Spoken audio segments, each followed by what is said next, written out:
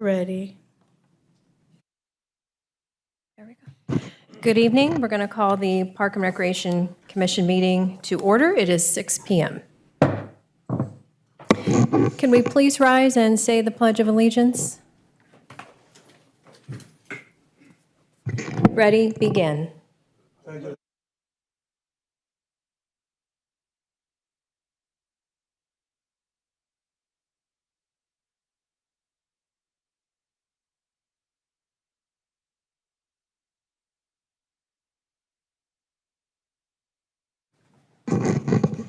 All right, at this time, we can take roll call for our commissioners.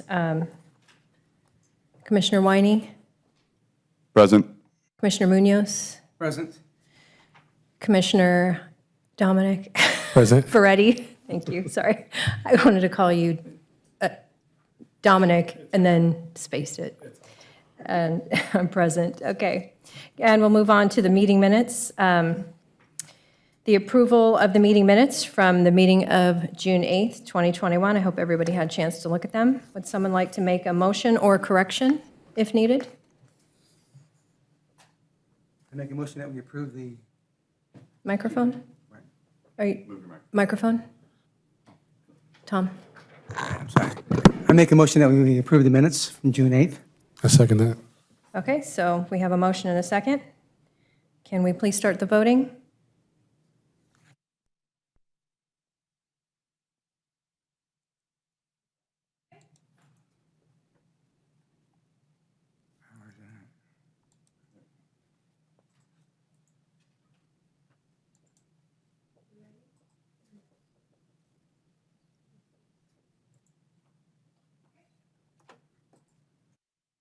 And that item passes.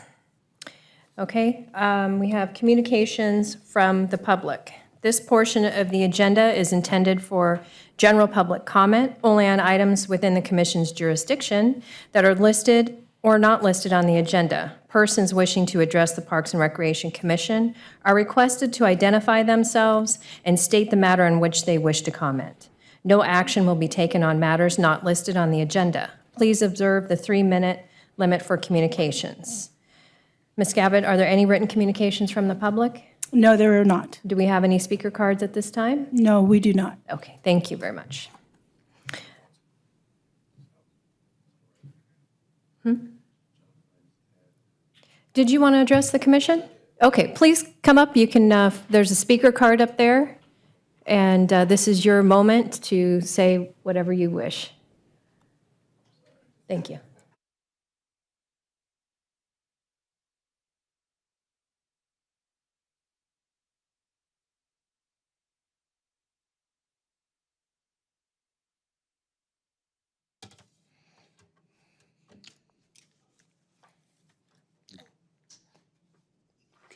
Are we good? Okay, good evening. I have several different issues I wanted to touch on. One is on Ontario Park, the basketball hoop has been missing for over a year. That basketball hoop has been missing, and I was wondering if you have plans to replace it, or are we just going to leave it with just one hoop? Did you say Ontario Park? Yes, Ontario Park. Ontario Park, Yes. okay. And the other, the Circle City Center and also the gym, what are our plan? Are you guys planning on ever reopening that? I mean, it's been closed for over a year now. And we always call down there at least once a week. And I have a couple other friends that call, and all they say is, we don't know. We don't know. And I have no idea why that's not open if, I mean, all restrictions have been listed. And when they opened it, last time it was open, the hours were somewhat, I mean, the kids got out of school at 2 o'clock in the park, and then the open gym was closed at 2 o'clock. I hope they get some better schedule, so when the kids get out of school, they can go there, because my kids often went there and they wanted to play basketball, but it was always closed. And another thing, like when these teams, basketball teams and stuff, reserve courts, how is the public to know what courts are reserved and what courts aren't? Because often we've gone to play basketball and we're told, well, these courts are reserved. These courts are reserved because our team has it. And I mean, there is no words on site that tells us courts reserved or who they're reserved for. So you just have to take their own word for it. But often, like you go down to El Cerrito, it's always, that court's almost, is never available. And that's the only place around that has 2 courts. And, let's see. Oh, one more thing. At the city park, there's a terrible gopher problem. The other day I was out there was over 100 gophers down there. Do we plan on addressing that? Because I mean, I know there's a lot of kids down there that play football down there. Some's going to end up tripping in one of those holes, and I mean, obviously there's 100, so that means next year there'll probably be 200. That's something I think that needs to be addressed also. That's all that I have right now. Thank you. Okay, thank you. Thank you for your questions. And I am going to have Mr. Lass answer some of your questions at this time. Yeah, I think the only one I could really answer pertains to the Circle City Center. I am pleased to report that this facility will be reopening to its regular public hours, and Anne's actually going to cover that in the director's report, but that'll begin August 2nd. In regards to open gym hours, that's just dependent on programming. So during the course of the reopening, we've been really struggling to kind of get all of our programs back online, to get the staffing back at the levels that it was before. So some of the services we were kind of able to phase in. Some are taking a little bit more time, but our anticipation is by August 2nd, we will be able to restore everything to its former advertised capacity, and that we would have all this information available to the community. So you can check that on the website. And then also that our staff at the front desk would be informed of what services are accessible or not accessible at this time. Madam Chair, I just wanted to add a couple of items with regard to the basketball hoop at Ontario Park. We have several improvements that we're doing to the parks this year. I was unaware of the basketball hoop issue at Ontario Park, but we will take care of that. I will put that over to my parks team, and I have my business card here. I'd be happy for you to reach out to me directly, and I will email you when that hoop is back in place with a proper net. Additionally, the City Park Gophers. There are both squirrels and gophers at City Park. We do have a contractor that is addressing that at City Park. We are working on that right now. Our parks team is also in City Park every Thursday doing some cleanup and preparation for the vegan depot farmers market, and they are filling holes when they are there on Thursdays. But I will make sure that I have Moses Cortez, our superintendent of parks, reach out to you and let you know where the status is of both the gophers and the squirrels at City Park. Thank you, Madam Chair. Thank you. Thank you for your questions. Those are great points. We've had some gopher problems even at other parks, and it takes quite a while to turn that around once there's an infestation. So once the staff knows that, and then I just ask you to bear with the city and the staff resolving that. The last comment regarding the basketball courts at El Cerrito, I am not necessarily aware that they are reserving them, and it's perhaps, are they showing you any paperwork that they're reserved? And actually, Mr. Lass can probably answer that as well. So is there something you can add to that? Yes. So we do handle the field allocation for the city. We commonly work with the different sports groups in town. However, our most common basketball use is actually indoors, so either at the CCC or the historic Civic Center gym. Commonly, we may have some like Tiny Tots classes, things like that. But for all uses that are orchestrated through the city, we do provide a permit. And we do instruct our users to be able to have that and be able to display it to provide proof and indicate that they do have the reserved block. El Cerrito commonly does not get booked in that capacity where we have youth leagues. Because we don't have a lot of speakers at this, I'd rather you came all the way down here to address us, and you have a lot of issues, and I want to see that if we can at least get you some information. Are they showing you a permit at El Cerrito? NJB uses that court Monday to Friday from 5 o'clock until 8 o'clock. You cannot get those courts. And Saturday morning too, those courts are not available. NJB has it. They have it booked. According to NJB, they have it booked. Okay. Those courts are, you can go, I can't believe that Ontario Park, that hoop has been missing for over a year and no one knows about it. Actually, can't believe I that no reported one knew that. about that. I reported that as well, and I did see that on an inventory list of something that we need to replace. Just so you know that we have a new director. We also have a newer city council. So one of the things that this newer city council is doing is that they are allocating funds to repair and replace items that for 15 years have not really been repaired and replaced. And so the list is very, very long, and I know the staff is working diligently to get there. So in the last year, we've replaced a lot of things. It's not moving as fast as anyone wants it to move, for sure. And yes, I knew that hoop was broken, as a matter of fact. And I know that Commissioner Winey knew that hoop was broken. So we were aware, but we were also waiting for that. Just like the basketball courts at Mountain Gate, they need repainted. It's on the list, and it just isn't happening as fast as we want. And the allocations come year over year. So eventually, we will get through this process. But she'll take note of it. But I just wanted to make sure that I understood with the basketball permit that if they're truly reserving that we have the field allocation there and there's a need for public use, that you're not being, they're not telling you there's a permit when they don't actually have a permit. Well, I know that you cannot go on any Saturday morning, go down there. No, it's taken. The courts, and any day after, any afternoon. I think their first practice starts at 5. From 5 and it ends at 9, I think.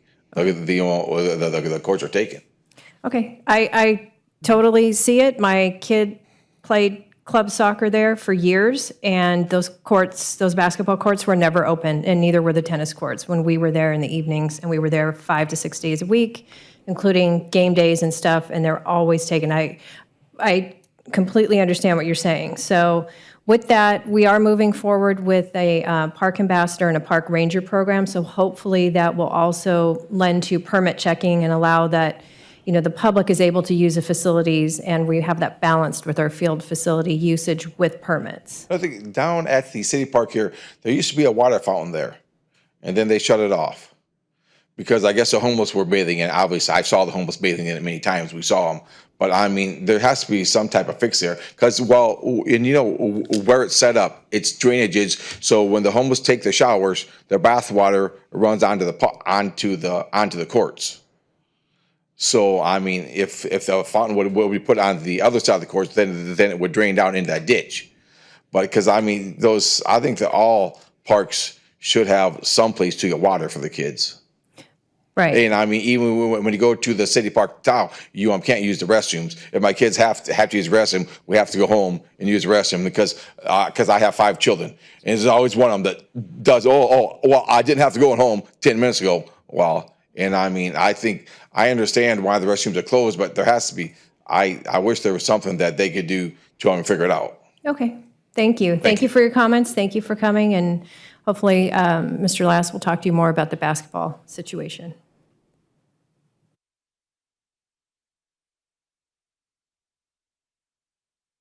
All right, we can move on to the next agenda item, and that is going to be the youth update.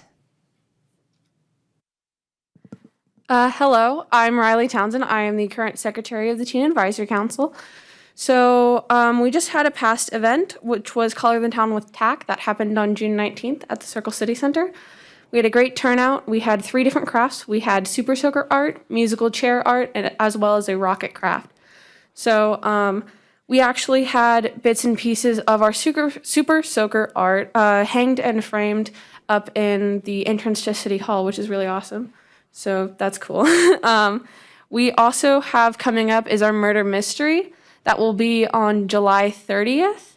We're having 2 different sessions via Zoom, one at 6 and one at 7. So this is for ages 13 to 18, so our teens. And we have lots of availability, so come down, check it out. It's a lot of fun. Also coming up, we have our band book week, which will be going on September 26th through October 2nd. And we will also be participating in Hollow Weekend, which will be in October. So we're excited for all of our upcoming programs. Thank you. Thank you, Riley. Do the commissioners have any comments they'd like to make? We'll start with Commissioner Winey.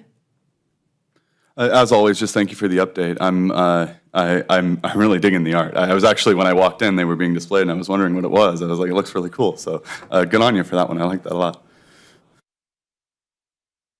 Commissioner Munoz. Yes, congrats on that. Is that artwork for sale, or is it just for? Not at this time. I mean, it looks fantastic, so congrats to you for organizing that type of skill. Exciting. Also, it seems to me that the kids are being very kept busy, so that's exciting to see too, through October and beyond. Perfect. Thanks a lot. Commissioner Beretti. Yeah, great job. The art's amazing, and thanks for continuing to engage with the youth and again doing great things. I appreciate it. Thank you, Riley. As always, I'm always amazed at your leadership and everything that you do for the kids in this community. It is great work. So thank you, and love the pictures. It's wonderful. Okay.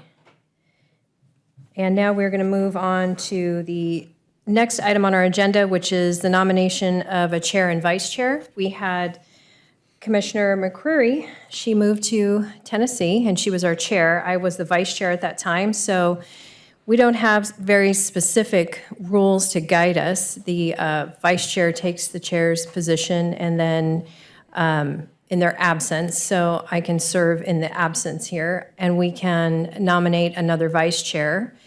And when the year is up, we can nominate a new vice chair and chair, if that's amenable to you. But we can discuss it. Normally, what this commission has done is they pass the chairships just through seniority, and we take turns. So, it's pretty simple. So the seniority would go to Commissioner Ferretti, and then the two of you, and then our next commissioner would be last in seniority. So if that's okay with you, we could do it that way. If you have any other ideas, I'm open for discussion. I do not have to be chair. If one of you is just burning up to do the meeting, I'd be happy to, let you do I it. personally have no objections to doing it the way it's always been done. I think seniority makes a lot of sense because of time served on the commission. I think with you being the chair, I mean, you have so much skill, so many skills that we need to gather from you and soak that in and learn from you. So. Well, wait till we get going, and you might have a different opinion. I've known you for a while, so. I absolutely agree. I think that Commissioner Wentworth sets the tone, and I think she'd be perfect for chair. Okay, well, then I will just assume the duties as, chair. I don't think we need to vote on that, but we do need to do a nomination for the vice chair, so. I nominate Commissioner Veretti for vice chair. I second that. Okay, we have a first and a second. Can we take a vote on Commissioner Veretti for vice chair?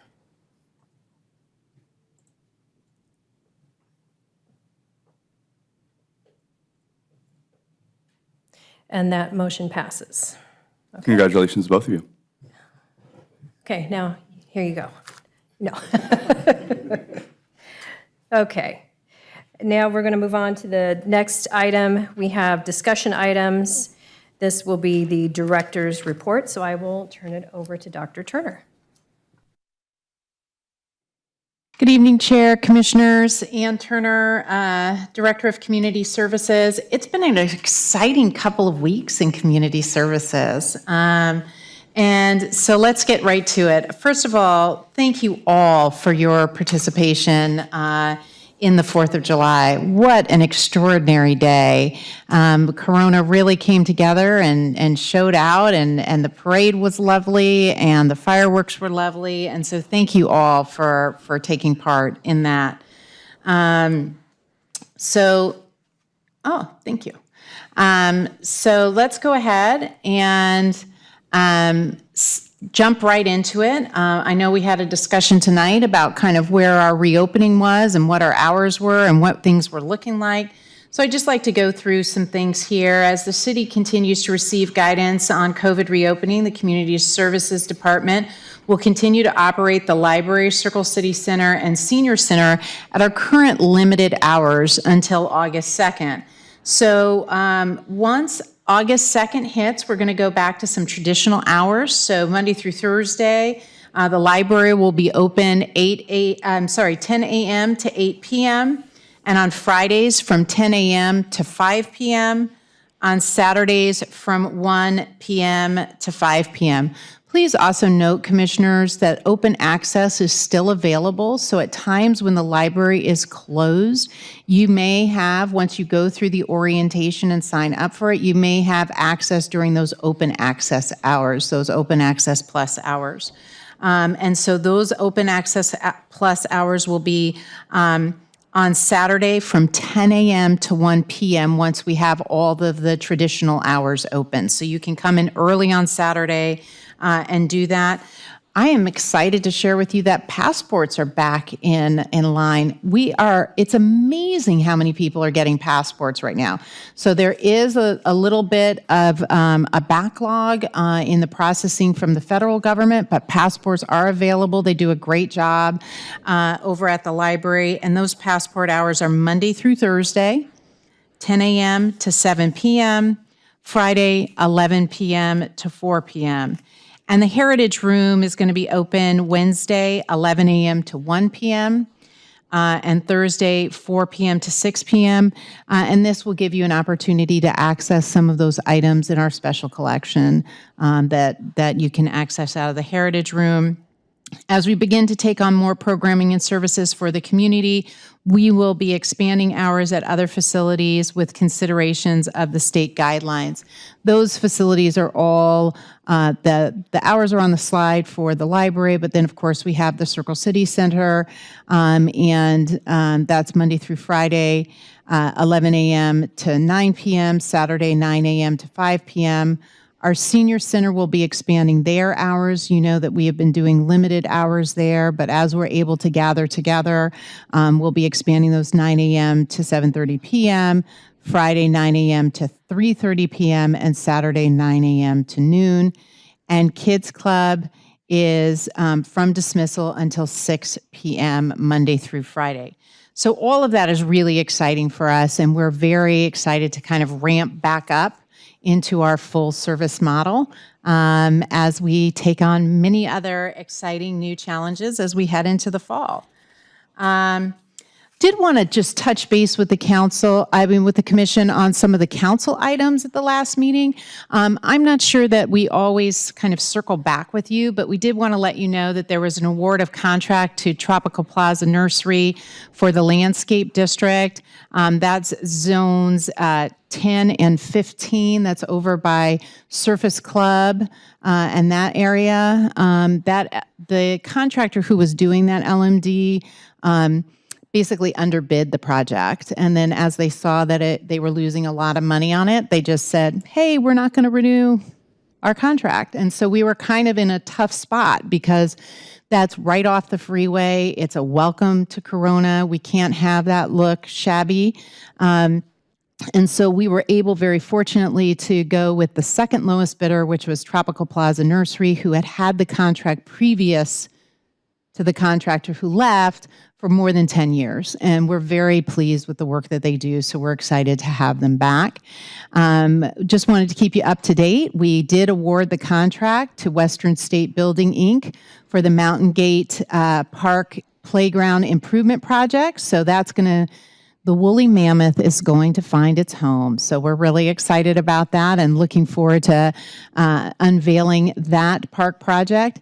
And then we did have we got rid of the convenience fee. We took that to council at the last meeting. And so what you see in the brochure as the cost for a class will be the actual cost for a class. You will not be surprised when you come and have to come up with, this sort of 3% or $1.25 or some random number of the additional convenience fees. So all of the classes will be rounded to the next dollar. And then we are going to take all other fees and fold them under the citywide fee study, and we'll bring those back to you in the context of the larger fee study for the city. And then we did do the deed restriction on Tehachapi and Cresta Verde parks, which was for our Proposition 68 per capita grant. So we had to do that deed restriction to be able to get that state money, and we were able to do that. And so we're moving forward with the playground improvements at both Tehachapi and Cresta Verde parks. So that's really exciting. I love it when we see movement, right? It may be slow, but we do see that movement. So that's very exciting for us. And then what you have all been waiting for, the Trails Master Plan. It's coming. I know many of you thought that it just blew away, but it is still here. We are trudging right along. I have a huge 128-page draft on my desk right now, which we're redlining, but it is in good shape. I have to say that it does what it is asked to do, which is to be a foundational document that talks about connectivity, and it talks about both nature trails, it talks about bicycle trails, it talks about paved sidewalks, and it talks about connectivity. It really does bring forward how you can traverse Corona on your bike, walking, or rails to trails, and access to the nature trails, but also how you can create a more active Corona and how you can move around and have that be a part. It does spend a lot of time focusing on the Skyline area, but it also focuses on our connections to the Santa Ana River Trail and the Butterfield Overland Trail, and it does talk about what is possible and really serves as that kind of guiding document as we look at new development.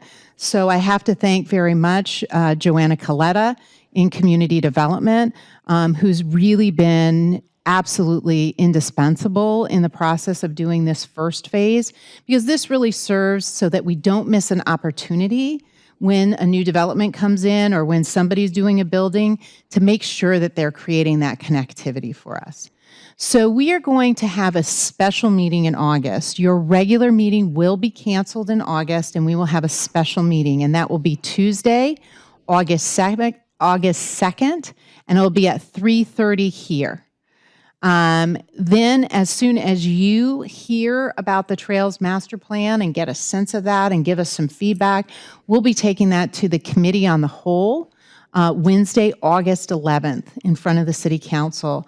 And we want to set that up with the City Council and let them know that we now sort of have this trifecta of trail documentation to move us forward as a city. So we have the inventory. We're now going to have this first phase of the master plan. That's this sort of foundational planning document that we'll refer back to for many, many years. And then we will move into, and we will ask the council at their meeting in the fall, their fall workshop, to give us the funds to do the second phase of the Trails Master Plan. And this is a real piece where we get into sort of the nitty-gritty issues, get a little deeper into the weeds. This is more of a living, breathing document. It talks about culture around open space. What are we going to do with the land that's just been purchased up by Skyline for the city? How do we want to use that? What do we want to do? And that becomes a collective community conversation with a technical advisory committee, and we will be bringing lots of folks in to share their opinions, both folks who are homeowners who live by trails, bikers, hikers. We're going to have developers there. We're going to have other interested parties throughout the community to begin that community conversation as Corona designs for itself what the culture is around open space. So we're very excited about that. So that is heading your way soon. So keep your eye out.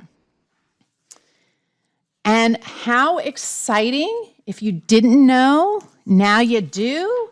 July is Parks Make Life Better Month, so it is a time to appreciate all of our parks and to ensure, as always, that as we're looking at studies, as studies are coming across my desk, you know, so much of what we're talking about is this equitable access to open space. What we're talking about is inclusive access to open space and the ability of people to use parks. And this is really where this commission is invaluable to us, because we need to really be able to talk about what our culture is around our parks and have folks own our parks. You know, I love it that we have a resident coming in and talking about, hey, there's gophers at City Park. Hey, there's a basketball hoop that's broken here. Hey, we need to know that. We should all own our parks that way. They're in our neighborhood. They're our parks. They're what we use. What's working, what's not working. And so Parks Make Life Better Month, Commissioner Wentworth was able to stand up there and collect the proclamation from our city council saying that Parks Make Life Better Month is official here in the city of Corona, and we're very excited about that. But most of all, we want to talk about the advocacy around parks. I mean, I think this is a really important time that every July is an opportunity for us to revisit again. Are the parks that are in our community reflecting our intent about what a park should be? Are our parks living up to our Corona standard? And if they're not, then we need to do something about that. And so we're also going to be engaging this year in the beginning of our Parks Master Plan. We're very excited about working with the commission through that process, taking sort of that facilities inventory plan that all of you helped us with and building upon that and really looking at what's next and how we will handle the life cycle of our assets, what we want to begin putting aside as things begin to end their useful life, and how we want to do replacements. We are also looking at the fact that it's gotten hotter outside, and frankly, most of our parks don't have enough shade. And while everyone says, hey, let's plant a bunch of trees, I love trees. Trees are my heart. But they don't grow fast enough to create the kind of shade canopies that we're looking for. And so one of the things we will be talking to the city council is about investing in creating shade over all of our playground equipment. It's time. We have done a heat study in Corona, and the temperature in Corona has risen significantly in the last 5 years. And most of our playground equipment is not usable year-round because of the heat that we have. And so we need to start thinking about what shade looks like and where shade should be and how we should do that. So we'll be bringing that back to the city council. But most of all, I just want to say that Parks Make Life Better Month is a real opportunity to look at how meaningful open space is, both to our mental health and our physical health, and as a way for us to launch Active Corona and for parks to be sort of that launching off place, whether you're going on to trails or you're going on to walk, jog, or just be out in nature. It's a really great opportunity for us to move forward, and I think it just kicks off the fantastic year that we're going to have around parks and open space. That ends my report, and I'm happy to answer any questions that you might have. Do you have any comments or questions? I'll start at the end. You know, I think it's interesting. It's the Parks Make Life Better, and I love that. I think your passion for parks comes out every time you speak about them. So it's nice to hear. Every time I love hearing it. But, you know, when I hear you say that, I think, you know, yeah, parks make life better, and our parks department makes our parks a lot better. Since you've come in and the way you've invigorated the department and the professionalism and just outstanding staff you've put together, the way that you've been able to weather the storm of, you know, what we've been going through and push the reopening and pivot on a dime when it comes to how the stakes of things, and then to top all of that by putting the July 4th you did. Parks make life better, and you make the parks better, and so does your staff. Thank you. Commissioner Munoz, do you have any questions? I have some points. I'd like to maybe talk to you later with the staff. It might be too long now, so I want to make sure that we are more fluid. But two words I want to bring to mind is my acronym PLAY. I was even thinking about Parks and Recreation this weekend, which I always do, but PLAY will stand for Park Leadership Academy for Youth, And so I'd like to talk about that later on under a different cover. And then my second program I'd like to talk about would be a Take a Hike program for the incoming awards that we'll hear next on August 2nd for the Parks Master Plan, the trails. So it'd be kind of circling around that with kids, taking Riley's youth program and then building the youth of our area. So for example, we would interplay with the keywords agents of discovery. Kids are our leaders of tomorrow, so why not start today with teaching the kids the importance of sustainability in our parks, the trees in the parks, the shade in the parks, and how we interplay with the park itself and vice versa, how the park relates to us. Where do we get all that matrix there? There's a matrix there that we can talk about. Things are exciting, but again, Park Leadership Academy for Youth. Teach the kids young and early about park leadership. I talk about the memories of the best park they've ever been to in Corona. And I always circle around back to Corona again, talk about things to look forward to in tomorrow's parks. Because you talk about yesterday, today, and tomorrow, more the future of parks and recreation. From what it was 40 years ago to what it is today with you, as Commissioner Winey talked about, you and your staff are doing a fantastic job. So if we could talk about later on about the word play acronym for that, and also Take a Hike program for things up in the mountainside. Thank you. Thank you. Commissioner Beretti, do you have any questions on the director's report? Tom, thanks for being so passionate. I don't have any questions. I want to speak to Commissioner Winey's point. You guys do a great job, and I'm excited to see more of what you guys are doing. And they said it all. You guys have been absolutely killing it. So thank you so much. All right, thank you. I did have one question. We used to do the passports at the Circle City Center, and it was an additional location for people to use. Are we going to be opening that? Are there any plans to add that on? There aren't at this time. We looked at the usage at the Circle City Center, and we just didn't get the kind of usage we got at the library, and the proximity of each of the centers, one to the other, it actually isn't really serving a different demographic. So we're going to look as we expand our offerings and kind of try to be around Corona for other opportunities to partner and maybe offer them somewhere else, but in a further apart. So maybe somewhere, a location maybe in South Corona or something like that, so that we're making sure that all Corona residents have opportunities and access. Thank you. And then I just want to take a moment to comment and say that it was wonderful to go to the city council meeting and receive the proclamation that parks make life better. Director Turner summed it up wonderfully, what we think about our parks. But I think with COVID, I think people staying home have an appreciation now for their homes, their home life, and their own communities, and how they utilize their communities changed. So they're home with their animals, they're working from home, and they're looking for places to get out. And the parks were extremely used during COVID, and hopefully that trend will continue.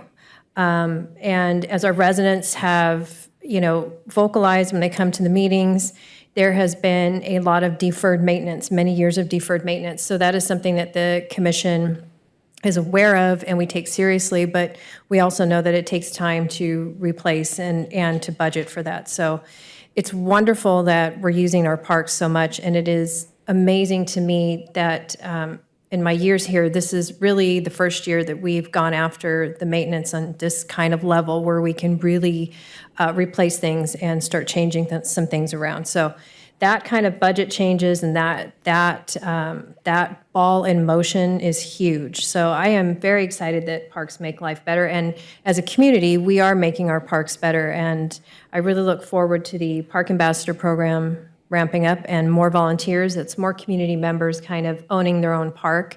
And when we discuss how do we want our community to interact with their parks, this is one of them. So I think that is fabulous. It's something that it's been a passion project for me since day one. That's what I started doing before I got up on this commission.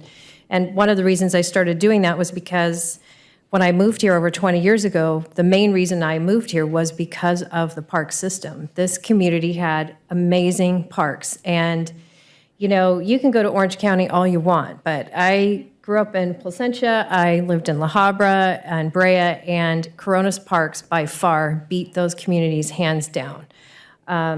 Even with the deferred maintenance, the parks are, and open space is still better. It's something that we can all enjoy. So I was really excited to receive that, and I hope that as we move forward, you know, the community really gets involved with that program, and we really see, you know, a culture shift and a change. I think with that we will, but it's fun to be doing that. So, all right, thank you for your report. And let me get the agenda back up here so we can move on to the next item. All right, let's see the consent calendar. Our consent calendar is our developer impact fee fund and our balance repavement. This is a receive and file, which means that you read that on your own and we just receive it and file it as a commission. So all items on the consent calendar are considered to be routine matters, status reports or documents. The items listed on the consent calendar may be enacted in one motion. With the concurrence of the Parks and Recreation Commission, a commissioner, or any person in attendance may request that the item be removed for further consideration. Ms. Gavitt, are there any written comments from the public? No, there are not. Okay, would the commissioners like to pull the receive and file item and discuss it? Nope, okay. Do we have a motion to accept the consent items? Yeah, motion to move. Okay, Commissioner Veretti, motion. Do I have a second? Second. Okay, we have a second from Commissioner Winey. We can vote.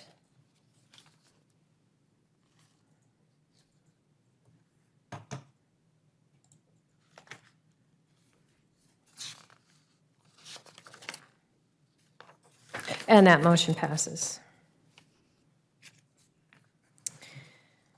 Okay, the next item is the commission members' reports and comments. Would you like to start, Commissioner Winey? I have none at this time, thank you.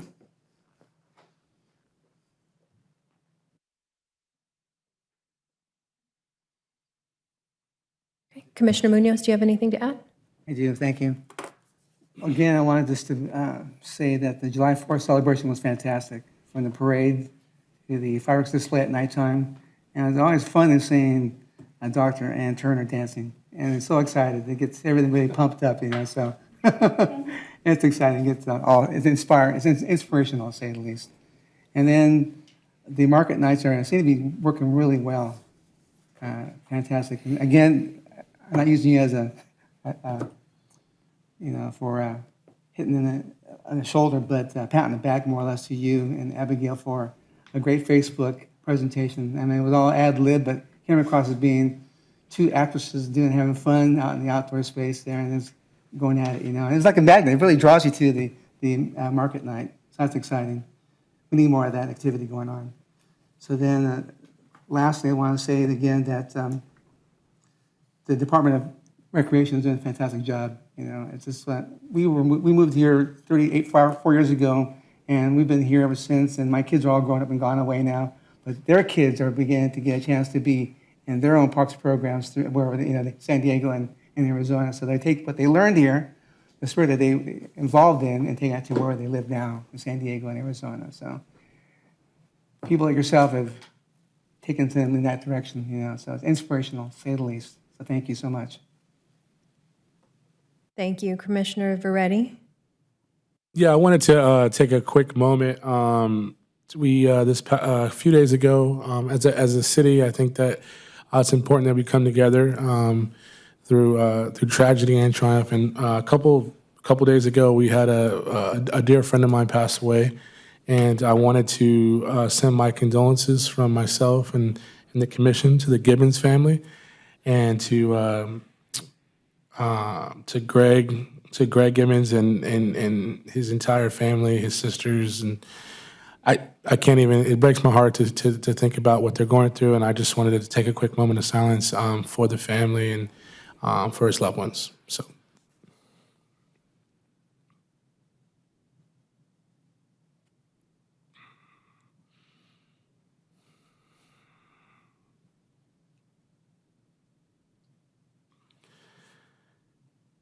Thank you very much, and our thoughts and prayers are with you guys.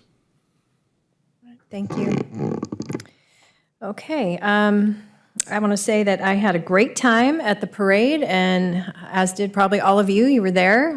I think that the people that we had at the parade, I think that was the biggest crowd I've ever seen. You don't know what to expect after, the year we've had with COVID, how people are feeling, and it was just tremendous. The community outpouring, you could just feel it on that parade route, and I want to thank the staff. That parade ran seamlessly, and not every parade has run seamlessly. That was before your time. You weren't even working here. But sometimes, there's improvements that need to be made, and the staff always makes those improvements. So year over year, it just gets better and better. And you guys coming in new, you hit it hot. It ran like clockwork. It was fantastic. So congratulations, job well done. I think the community just really enjoyed it. It was a wonderful parade. And then we moved on to the July 4th with the fireworks, and Anne and I thought it's like that movie, like I'll have what she's having. I don't know how many Starbucks you drank. But your energy was infectious, and the staff's energy was infectious. I didn't hear any complaints. I thought the fireworks was amazing, so it was great to see that. And we had a great time. There's a ton of people at the park. Of course, long lines for food, but we're having trouble getting food vendors, so that's to be expected. But next year will be different. We'll have more food vendors, and people will be happy about that. But overall, there was so many people at the park. It was amazing. So it was really good turnout, great event, and it just seemed to go off really well. I think everybody had a great time, and everybody's really grateful to be able to get out, see friends and family, and do activities again. So I just had an amazing time on the 4th of July. So that was wonderful. For the month of July, and actually August 5th, every Thursday, there are the concerts on the green at City Hall. And we do that. Sometimes people say, well, where is that? Well, it's hidden a little bit. It's behind the brick building that everyone sees on 6th Street, but in front of the white building that's behind the old City Hall, the old high school. So there's a big grass area in there, and we've got free concerts. That's been the city's tradition, and we are continuing with that. So next Thursday, July 15th, we're going to have the 90s band, and the food starts at 6 p.m. The Corona Parks Foundation will be doing the beer and wine garden, and so we will be serving beer and wine until, I think, 8:30. If you can support us, that would be great. We get donated items, we get donated beer and wine, or we donate it ourselves as board members, and then all of the profits come right back here to the city, right back to our parks for needed items. And that is how we collected enough money with years and years of work from previous board members to add to the new playground that's on Lincoln. So that's an all-accessible playground. It became more than it was intended to be because we were able to give $50,000 towards that. So we're continuing that effort, and if you guys would come out and support us. The 22nd, it's going to be a classic rock. 29th is the K-Tel All-Stars, and August 5th is Motown Stone Soul. So I hope to see everyone there. I have to say that the taco truck is amazing. That was really good. Then I turned around and had a snow cone after that. Then I did go to the barbecue place, and I did get the ribs. I ate it all. Okay, I actually split this food with someone, but I ate at every vendor, and I'll do that again. So anyway, so I encourage you guys to come out, and I think that's it for my comments. And let's see here. Then if that concludes the comments, so we can move on to announcements. And I think, Mr. Last, do you have anything to add? I think Ann wants to cover how our next meeting is going to operate. So our next meeting is going to be a special meeting. We discussed that. That's going to be, I don't have it in front of me right now, of course, so I'm not going to, hold on one second. Let me That'll be August 2nd at 3:30 p.m. Thank you so much, Jason. So it'll be August 2nd at 3:30. It'll be here. We will not go through the regular kind of items that we go through at your normal commission meetings. We'll just jump right in to a presentation about the Trails Master Plan and answer your questions and get your feedback so that we can prepare that as we bring it forward to the council. And so that will be the whole meeting. So we won't do any regular commissioner comments or anything like that. We'll just kind of do the Trails Master Plan. Once we're done with that and once we conclude that, we will adjourn the meeting. All right, does anyone have any comments or questions on that? All right, well then, that will conclude the Park and Recreation Commission for tonight. We will call this meeting adjourned.